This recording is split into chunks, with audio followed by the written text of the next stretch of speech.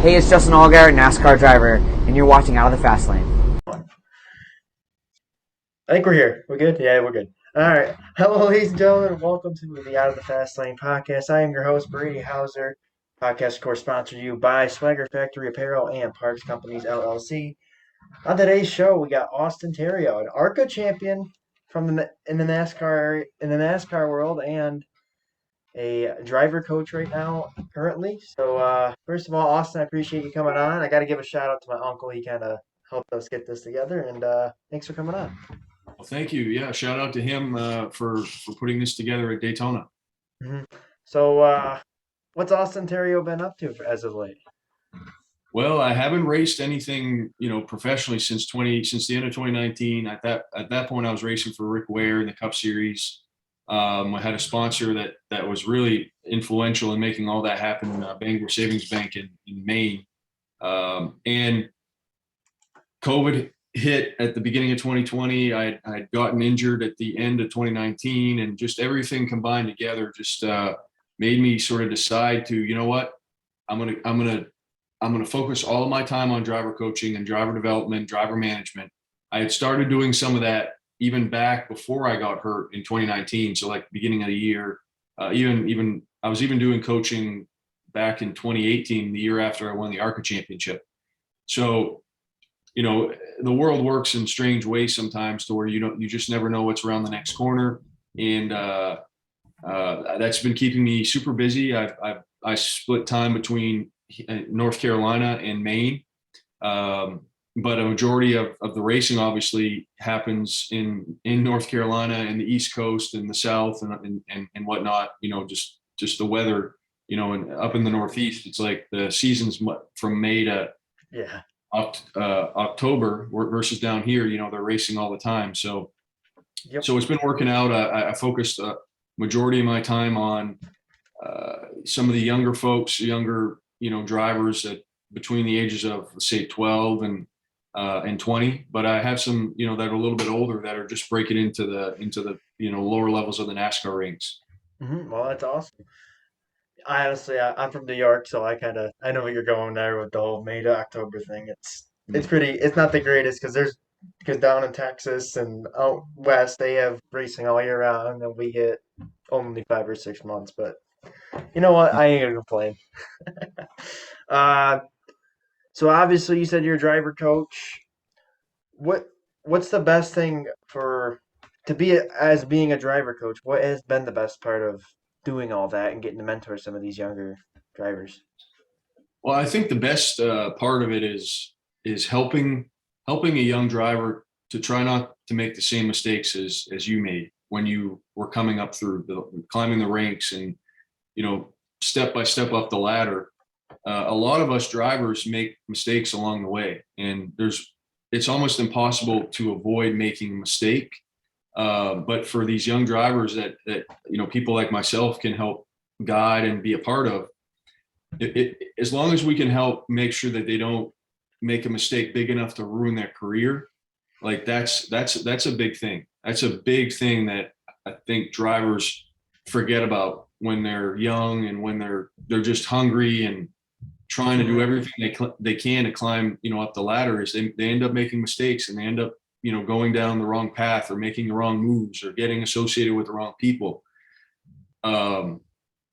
If you're lucky, you can do that and make that mistake and correct yourself and get back on the right track. But, unfortunately, there's a lot of people and a lot of stories of folks that had talent, drivers that had a lot of talent, but they just kind of got stuck and they got wrapped up in the drama and the conflict and stuff, and they just burnt themselves out. So, I think what you find, you look at a guy like Chase Briscoe, who won, this past weekend in Phoenix.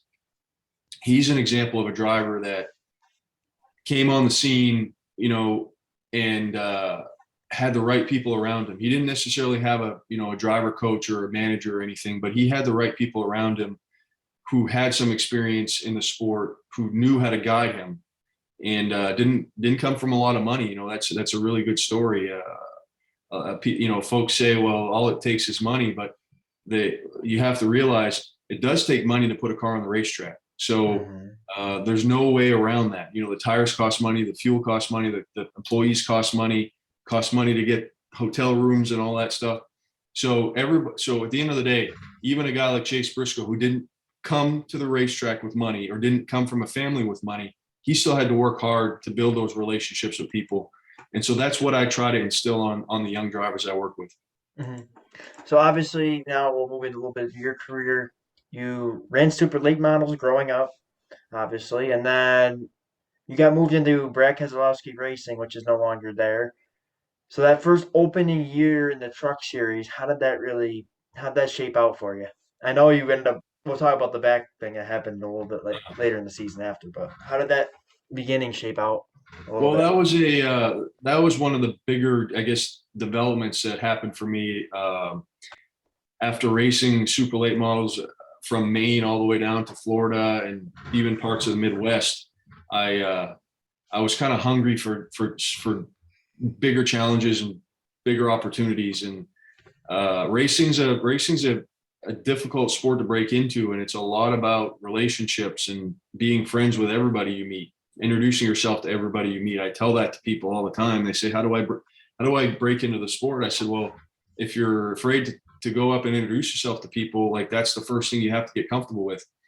So you know, where I'm going with this is I had met some folks and the doors opened up for me. And obviously I've had sponsorship and people that helped me from way back early on in my career from, you know, a bunch of different businesses. A lot of them were up in New England to help me come in that door with what I needed to be successful. And, you know, racing the 29 truck with Brad and Blaney and Logano that year was a lot of pressure. A lot of pressure for sure, but I felt like I made the best of it. You know, started off with a good beginning of the year with Daytona. Obviously, you know, Daytona's kind of a weird animal. Yeah, definitely. You know, just luck and being at the right place at the right time, but still, you know, had some good solid finishes. And then, you know, sort of middle of the year, or at least 3-4 races in, I was going to some of the tracks for the first time and trying to figure them out. So that was challenging. But I started to get in my groove, and you know, by the end of the year, I felt like I was in a good position. Mm-hmm. Obviously, Brad Keselowski, he's NASCAR Cup Series champion. When you were racing for him your first couple of years, what was he like as an owner, trying to develop or try to make you into the next Brad Keselowski? How was he as a driver and coach? Yeah, absolutely. So Brad's a really, really smart person. He's a good driver and he's a good business person. Like he's really good at communicating with people, like, you know, explaining to them what he wants and what he needs and what he wants from the drivers. And he was always there if you had questions or needed advice and stuff. But at the same time, you know, he was sure to not put himself in the middle of like the team to where it was a distraction. Like he wouldn't get in the middle of the driver, crew chief, you know, communication. And he let the team that he put together run as it was designed to run. And he would come in if there were some bigger issues that needed to get addressed, or if the drivers had questions, you know, you could always talk to him and ask him for advice. Mm-hmm. And then obviously the next year, so we're in 2013 now with the Truck Series. Then 2014, you got a phone call from Dale Jr. to go run the Xfinity Series. Getting the run for Junior, I'm sure that had to be pretty cool. Yeah, it was super cool, and once again, that came together because of relationships and people that I had met over the years. Even all the way back home from Maine. You know, it's Maine's a small state, but there's a lot of racing connections and stuff. There's a lot of people that had you know, experiences or lived in Maine, or people they knew from Maine, and now that work in racing. So that door opened, and I had a very limited schedule with him, which was a great opportunity, but also it wasn't really enough races to really get a handle of how the cars drove. You know, that was the biggest thing. I remember seeing the huge difference between like a super late model and even a Arca car compared to the Xfinity cars. So, you know, 3 races, I definitely don't feel like I got a good fair shake, but at the end of the day, anytime you have an opportunity to drive at that high level is more than most people could ever say that they got. So I'm fortunate and I'm grateful for it, but it also would have been nice to get, more races than that. I feel like I probably would have been more successful. Obviously, the jump from a truck, which is lower downforce and the aero package is different, than moving to an Xfinity stock car. Sure, that transition was a little difficult at first. Oh yeah. Anytime you transition from one car to the next, people look at it from the outside, and when you start looking under the hood and under the body and all that, like there's subtle differences with all that stuff. The tires may be the same, but I mean the aerodynamics are different. The some of the spring packages were different. So that's where I feel like the drivers, anytime the drivers are running a full season, that's when they have an advantage compared to the part-time drivers. And I'm fortunate to have been in a position to have full-time opportunities and part-time opportunities. And the part-time opportunities were always harder and more difficult to just get comfortable and show that you could perform. Mm-hmm. And now, obviously, now we'll move to 2015. You start the season now back with Brad Keselowski Racing, and then in 2015, this happened, and I'm sure we'll get that. We'll talk about this story as soon as this clip is done playing.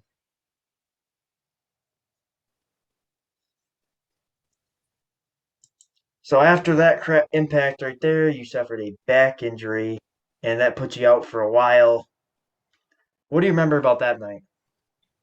Well, I remember that we were having a good night, a good solid day at Vegas. Qualified pretty decent, had a good practice. I felt like I was figuring out how the trucks drove. That was the biggest thing. Going to the mile and a half tracks, going to these different tracks for the first time. The reality is, it takes you a while to figure it out. So I had a good weekend going. I think Tyler was pretty good as well.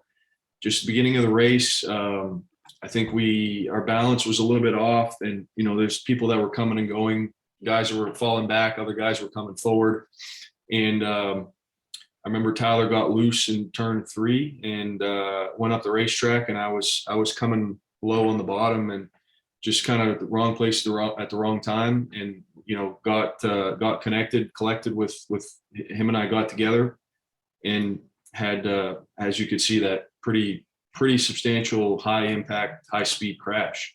Yeah. And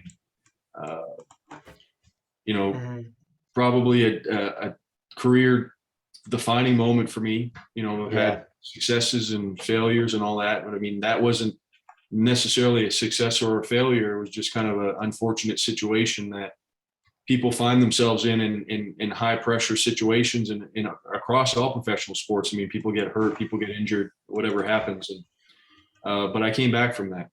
And obviously, you had to sit out from racing. I'm sure that wasn't very, very fun for you as a driver, having to be told that after that wreck, knowing that you had to sit out for numerous races.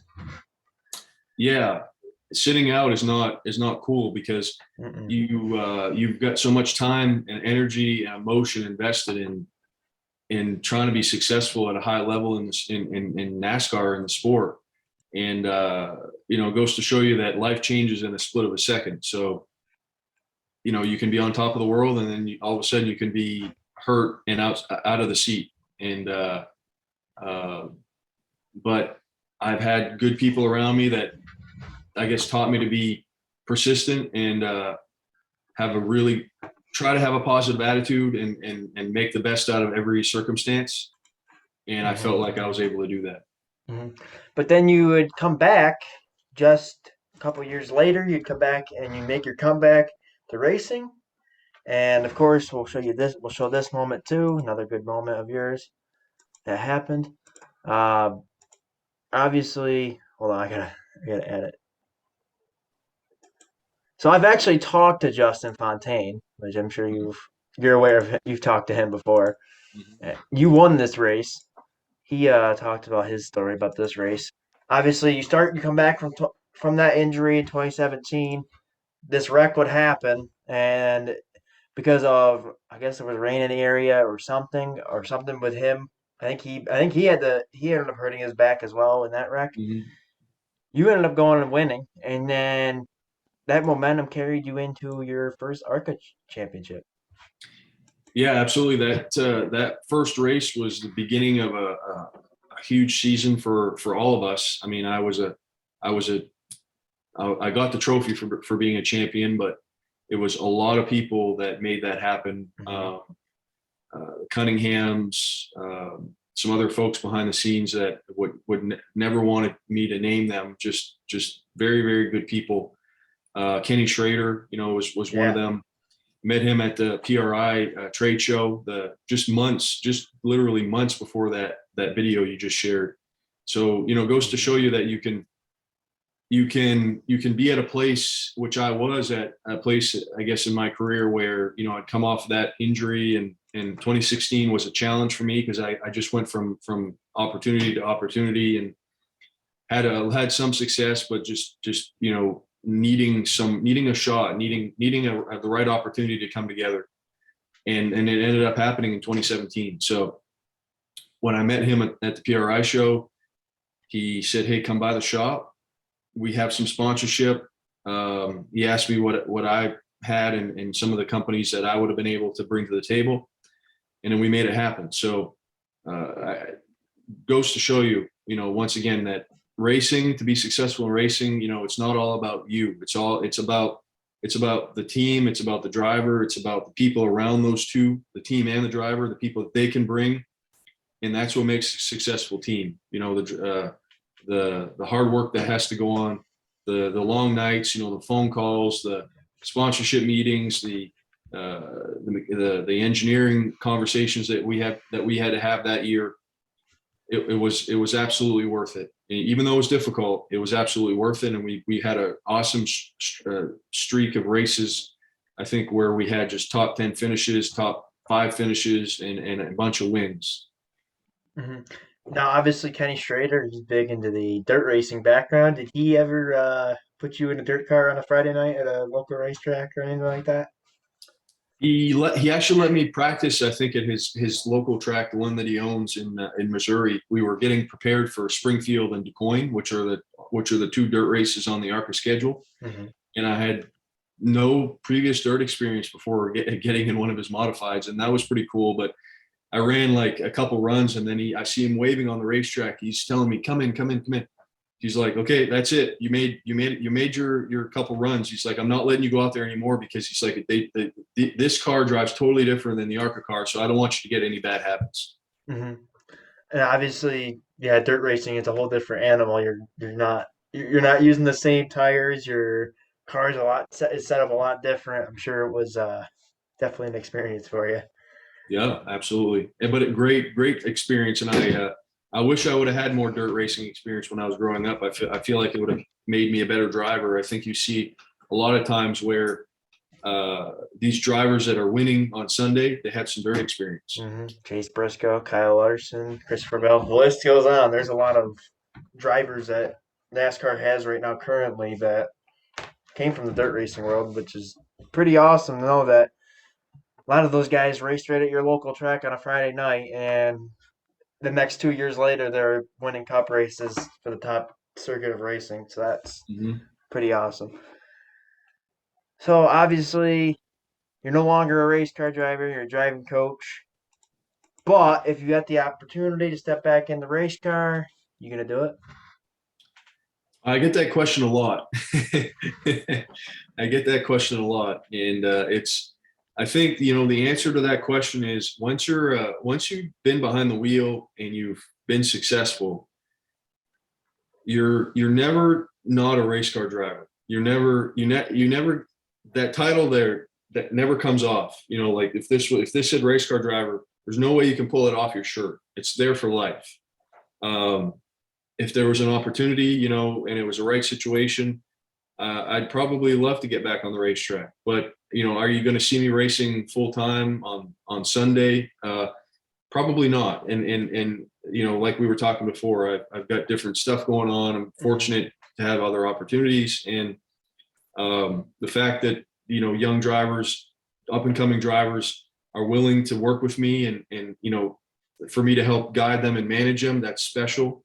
And then also, other things I'm working on as well. So when I look back at what I've been able to do, I guess I would want to be somebody that's done a lot of different things in life, and this is one of them.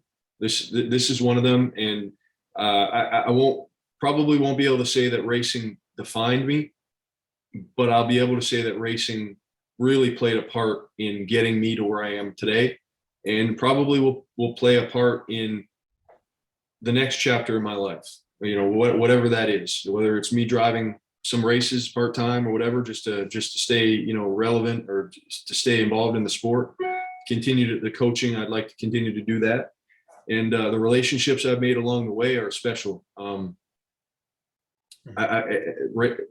whole racing motorsports family is like a family, and you can be gone for a year or a couple of years and still see familiar faces at the racetrack, and that's special. So I asked this question to a lot of drivers and everybody that I've talked to on this show. But all the things you get to do or gotten to do in the racing world, what has been your favorite part? Well, I've answered that differently a few different times. Instead of saying like a win at this track or a win at that track or racing this car or racing for this team, I think I'll just talk in general about, the reality is there's a lot of good drivers around the country at short tracks. A lot of them don't have the resources or the knowledge or the information to make it to the next level. And, just the fact that I can say that I'm from a small town in northern Maine, right on the Canadian border, where there's 5,000 people less than 5,000 people in that small town. With that background, my grandfather had a fourth grade education, dropped out of school to support his family on a farm. My father has a high school education. There's not a lot of racing connections and racing information that we had to work with. Just being at a high level, I don't care whether it's Arca, Trucks, Xfinity, Cup, having those opportunities and meeting some special people in my life, that's been a highlight so far in general. So I'm not going to keep you here all night, but is there anything that you would like to know about me? I know we were talking a little bit before. You were asking a little bit about my podcast. Is there anything you would like to know? Well, I give you a lot of credit for doing this. I think this was an awesome interview. Someday I hope that the drivers that I'm working with are going to be on your show, that you can interview them, maybe sooner than later if they're successful. But how about, and you might have talked about it before, what are your goals over the next 5 years or so? Do you look that far ahead, or do you kind of keep it 1 month at a time? I have looked at it. Obviously, my main goal would be, of course, in the Fox broadcast booth, but I got to think a little realistic because there's a lot of people that would like to be in there. Right now, I'm a digital multimedia student at my local BOCES program in upstate New York. My overall goal, I get media passes through a dirt racing promoter named Brett Deo. He gives me because all of my local tracks gives me the media pass so I can get in. Right now, getting to interview drivers weekly like Stuart Friesen and a lot of our local guys, getting to make connections is obviously, like you said, one of the best things to do in racing. My goal for the next couple of years, I would love to get on one of the NASCAR series with MRN, get to do some pit reporting, or even being in the fan zone, hanging out with the fans, kind of like Jesse Punch does, or something like that. But I also, because of my dirt racing background, I would love to go and announce with the World of Outlaws. Every announcer would want to do that. It's kind of one of the biggest series on dirt. I also I have a couple announcing gigs I do. I'm an announcer at a local motocross track on a Wednesday night called at Royal Mountain Ski Area, actually. They've been good. And then, of course, I have a couple local tracks that I'm also announcing for. So the floodgates are open. I got a long time before I can really think about all this. I know I'm only 16. I got a couple years left of high school I still got to take care of. And then obviously work my way into that next step. Well, that's awesome. Anytime somebody is knowledgeable in like marketing and communications and media, you can do a lot of things with that. Mhm. And uh, pretty much the future is wherever you want to go. Yeah, and I talked to Alan Bestwick. He came on my podcast about a year ago, and his number one advice was dare yourself to dream. He said, you got to dare yourself to dream big, and one day that dare that you 10 years ago thought was never going to happen, it might just happen. So he said that was his advice. I've kind of stuck with that, and it's been for the first couple of years that I've been in it, it's been quite a lot of fun to be doing what I'm doing at my age. Yeah, life works in different ways, in mysterious ways. Things have a things sometimes come full circle. Like Yeah. you think that something is not going to happen, so you go a different direction, and then sometimes you have an opportunity to kind of circle back around. And as long as you're patient and keep working. Hmm. And absolutely, and I stand by. I agree with that, and yeah, it's awesome. So, with that said, Austin, I appreciate you coming on the show. Again, we got to give a shout out to my uncle for hooking us up together and getting us to do this podcast. It was awesome to get to finally meet you. Before we go, is that the Arca Championship there behind you? Yeah, that is this. And so That is. I figured that was what it was. Yeah. That's awesome. I don't have a trophy case. I don't have like a room that's dedicated Hey, to myself. I make hey, room wherever it fits is where it goes. hey, and that's an awesome trophy to have. So again, thanks for coming on. Anybody you want to give a shout out to? Well, tell your Uncle Joe I said thank you, and tell him to get with me. Maybe he's going to be at another race. I'd love to hook up with him and Mhm. stay in touch with all you guys. Mhm. All right, awesome. Well, again, this has been Out of the Fast Lane podcast. I am your host, Brady Hauser. This is Austin Theriault. Uh, again, thank you for coming on. I got to give a shout out to the sponsors of this podcast. Swagger Factory Apparel. They make the awesome shirts that I'm wearing right here. Pit shirts, fire suits, racing gloves, you name it. Go on their website. They can help you out. And tell them I sent you there, and you might be able to get a little deal out of it. And then Parks Companies LLC. Tad Parks has been a great help to our podcast. And without him, we couldn't be able to do this every day. And we just got back from Volusia, obviously.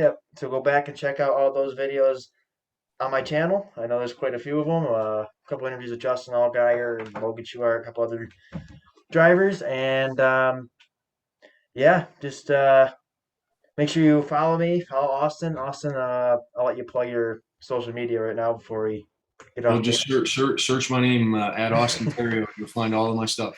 Mhm. All right, sounds good. And other than that, like, comment, subscribe. Thanks for watching, and we will see you all in the next one. Take care.